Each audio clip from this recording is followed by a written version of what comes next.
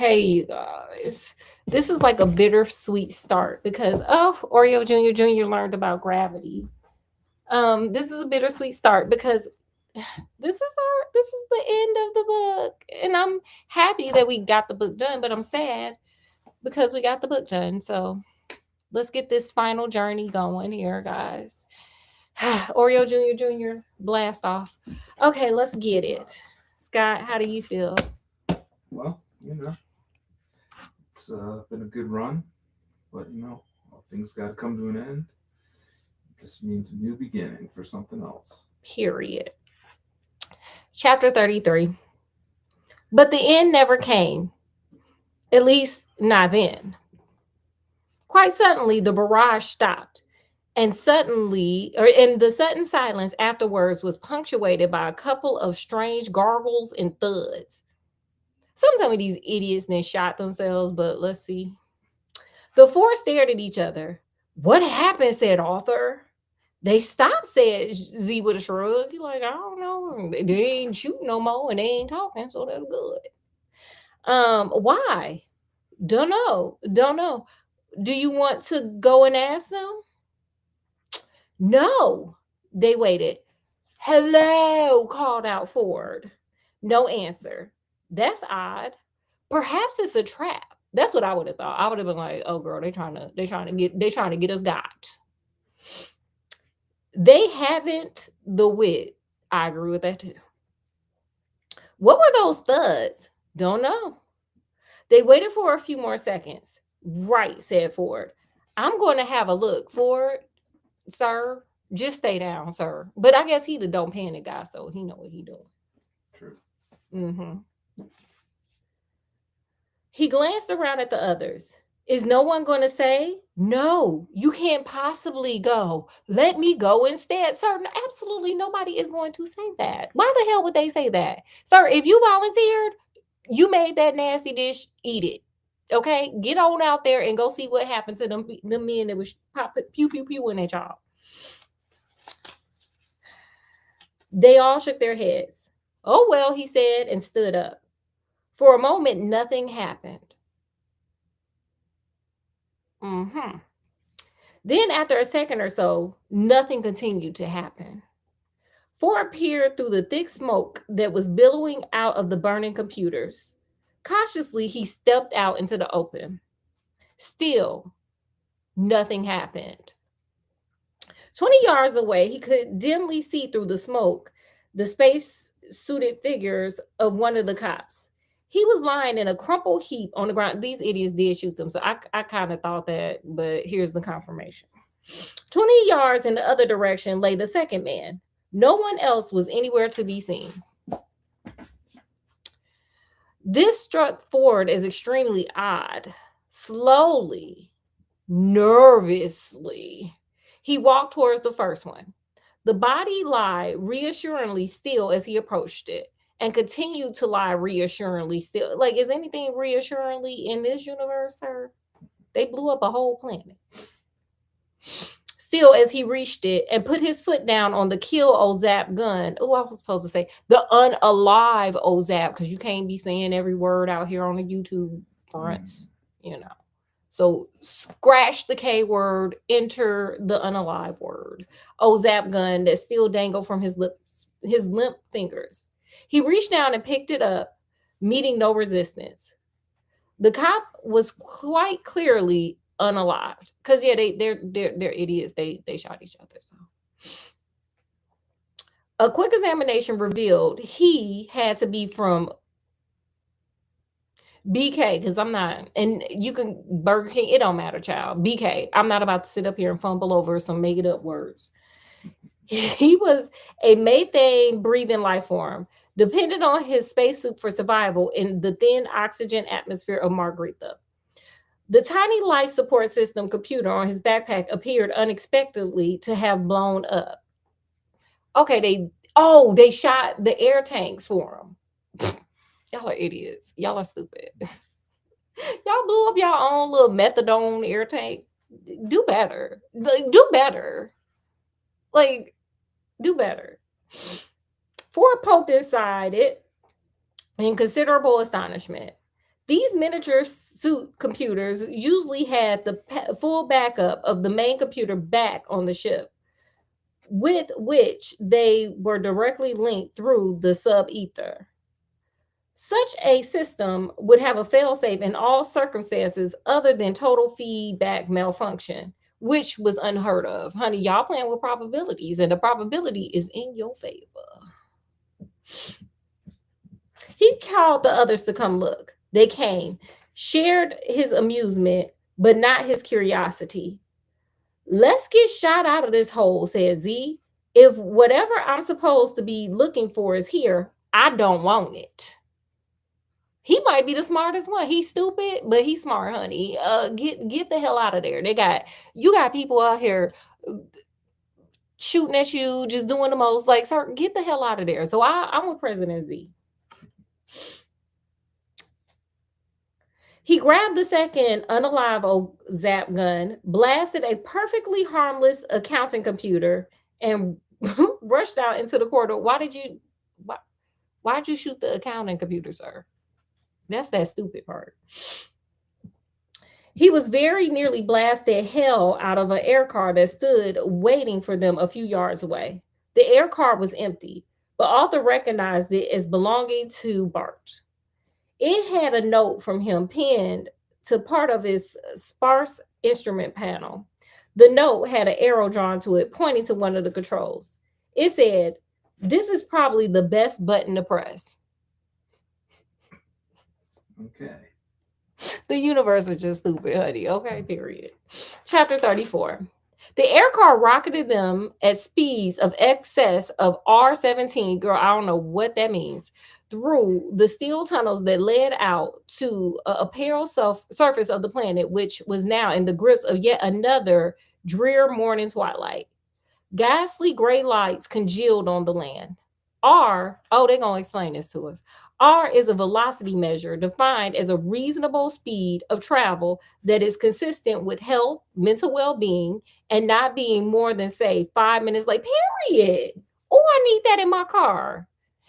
Honda, can you put that in the cars, please? I need that. I'm a horrible driver. It is therefore clearly an almost infinite variable figure according to circumstances. Since the first two factors vary not only with speed taken as an absolute, but also with awareness of the third factor. Unless handled with tranquility, this equation can result in considerable stress, ulcers, and even unalive. Okay, Honda. Just keep making them the way you do, I guess. Because I ain't trying to have no ulcers. R-17 is not a fixed velocity, but it is clearly far too fast. The air car flung itself through the air at R-17 and above, deposited them next to the Golden Heart, which stood starkly on the frozen ground like a bleached bone. Okay, girl. A bleached bone. I guess it might just be a bleached bone, because didn't a whole whale fall out the sky and just splat on the ground? And then precipitously hurled itself back in the direction whence they came, presumably on an important business of its own.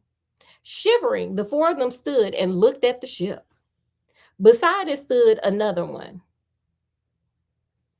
It was the BK police craft, a bulbous shark-like affair, slate green in color, and smothered with black stenciled letters of varying degrees of size and unfriendliness. They must have, they probably put the letters on there and didn't know capitalization, because they seem kind of. The letters informed anyone who cared to read them as where the ship was from, what section of the police it was assigned to, and where the power feeds should be connected. It seemed somewhat unnaturally dark and silent, even for a ship whose two-man crew was at the moment lying asphyxiated in a smoke-filled chamber several miles beneath the ground. It is one of those curious things that is impossible to explain or define. Honey, this whole book has been impossible to explain and define, okay? But one can sense when a ship is completely unalived. Ford could sense it and found it most mysterious. A ship with two policemen seemed to have gone spontaneously unalived. In his experience, the universe simply didn't work like that. Mhm.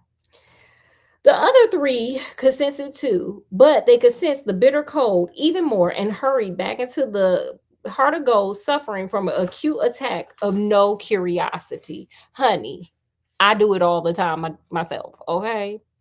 I call it minding the business that pays me. Mhm. Right. Period. Forrest stayed and went to examine the BK ship.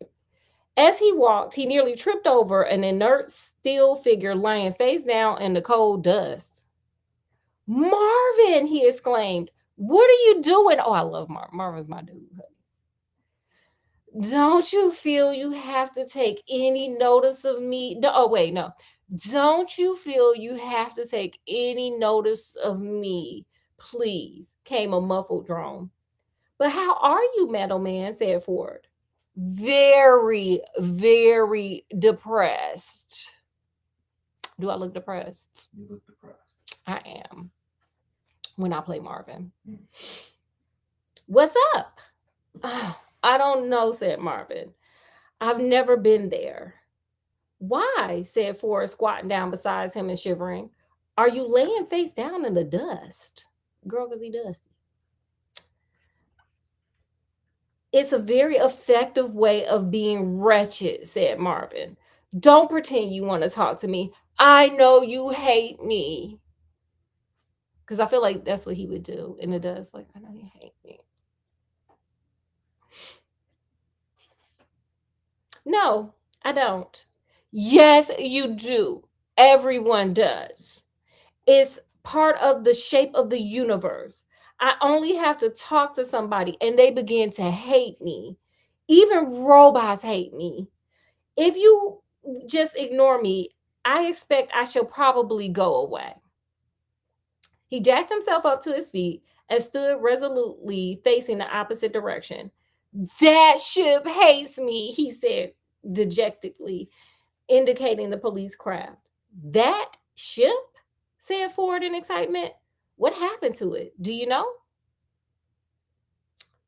It hated me because I talked to it.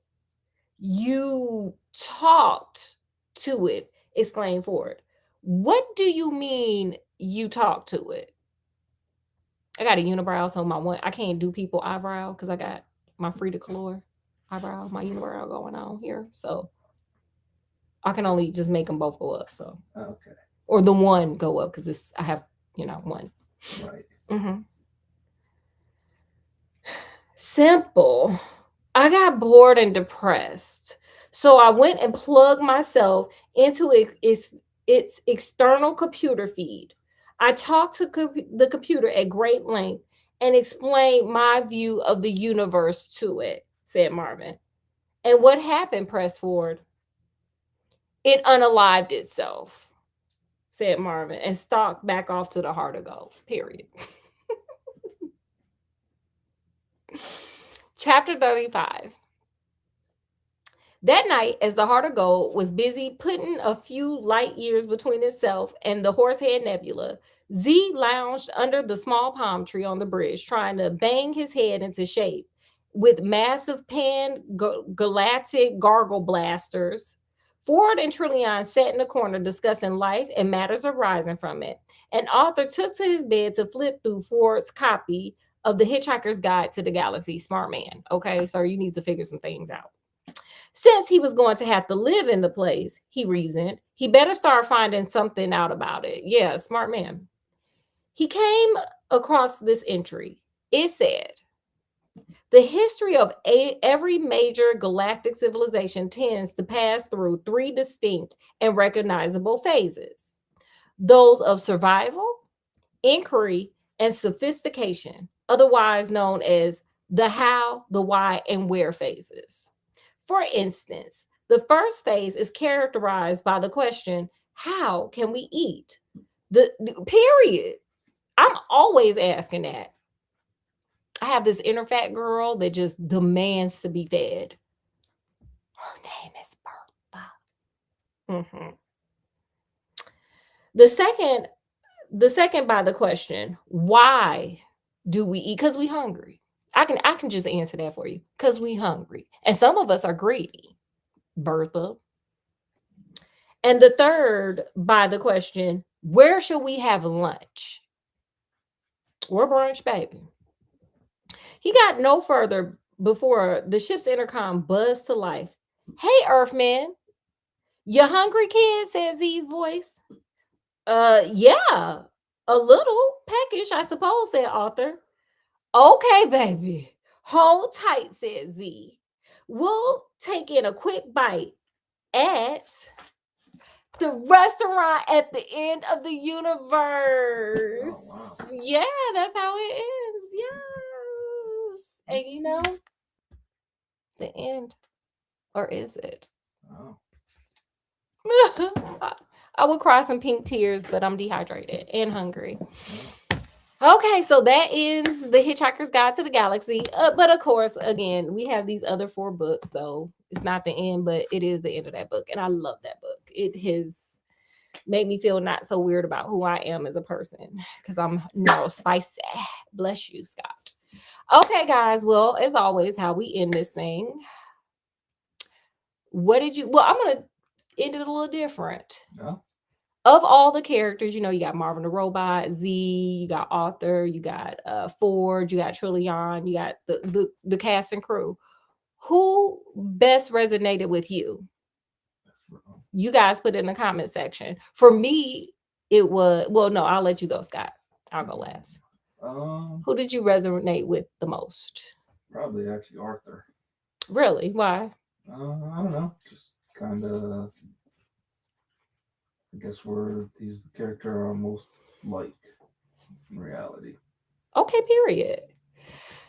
For me, I think I resonate with all of them. Oh, okay.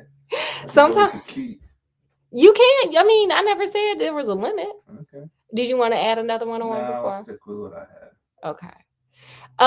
Sometimes I'm a little altered. I don't know what the hell is going on. I told y'all I'm neurospicy. I don't know. I'll be like, what are you talking about? Sometimes I'm Z and I'm stupid. Sometimes I'm Marvin and I'm depressed. Sometimes I'm Ford and I'm on an adventure. And sometimes I'm Trillian just trying to have a different adventure.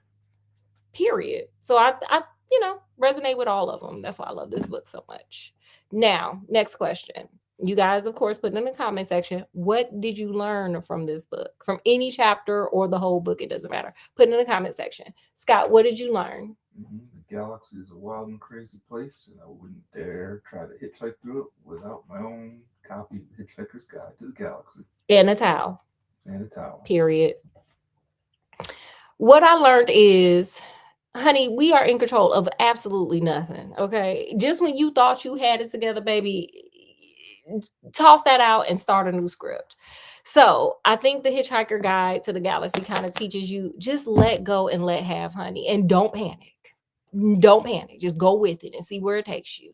I mean, be smart about it, but definitely, we're in control of nothing and just go with it. See where it takes you. Usually it takes you where you need to be. Right. Yeah. That's all I got. Okay, cool. I'm sad to end it though. Well, as I promised, Sherlock is coming next. Y'all love some Sherlock, but y'all seem to have loved this book. I got the most comments on this one. But next up will be Sherlock. I'll be back Friday. I got a couple of appointments that I got to be at. So we'll be back Friday for Fairy Tale Friday, as well as we'll start Sherlock. I believe this one's going to be kind of a multifaceted one. So it'll be a 2 or 3-parter for the Sherlock. We're going to break that down. And of course, it's a super scary Saturday sleepover. It'll be Saturday, and then Sunday fun day school, as well as the Sherlock. So with that, I hope you guys enjoyed this book. Let me know what you thought. And we're gonna end this live. Let me get Oreo Jr. from the universe. So with that, guys, as always, we appreciate you coming and hanging with us. We hope you had the best time. We definitely enjoyed having you guys. Make sure you guys like, share, subscribe. Check out some other shorts, videos, lives, all that fun stuff.